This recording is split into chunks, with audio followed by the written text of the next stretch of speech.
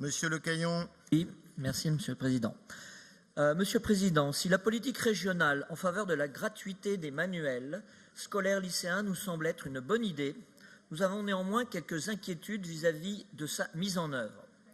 En effet, jusqu'alors, dans de nombreux établissements, l'achat, le stockage, la distribution et le suivi des ouvrages étaient réalisés par des associations de type coopérative.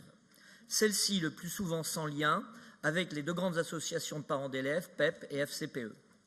Ces coopératives vivent en effet de cotisations des élèves adhérents, puisqu'elles offrent les services que je viens de vous décrire. Également, la seconde source de financement pour ces coopératives consiste dans leur possibilité légale de bénéficier de la part des détaillants d'un rabais supérieur à 5%, qui est celui habituellement consenti aux consommateurs de biens culturels, empochant ainsi la différence. Elles peuvent, grâce à ces ressources, aider financièrement les élèves adhérents à participer à des activités périscolaires comme les voyages pédagogiques par exemple, et employer un ou plusieurs salariés toute l'année.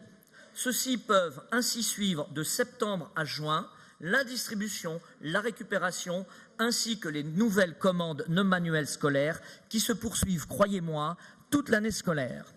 Monsieur le Président, le groupe Rassemblement national vous pose donc la question de savoir si votre exécutif et vous-même avez bien réalisé qu'il est nécessaire de pérenniser l'existence de ces petites structures coopératives, véritablement indispensables au lycée de notre région, et que la gestion du service de distribution doit être envisagée toute l'année scolaire et pas seulement en septembre et en juin. Je vous remercie.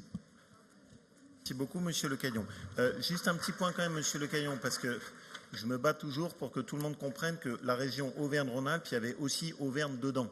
Hein, et donc, ça existait, l'Auvergne. Et en Auvergne, le système existe déjà. Donc, on ne part pas de n'importe quoi en découvrant. C'est deux régions qui se sont rapprochées. L'Auvergne, ce n'est pas juste les indigènes qui sont venus comme ça et qui n'avaient rien fait avant.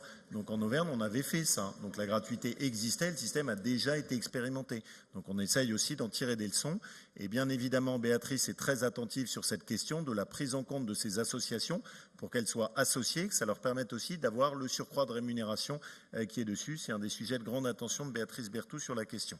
Donc on le suit, on a même déjà commencé à travailler avec elle sur ces questions.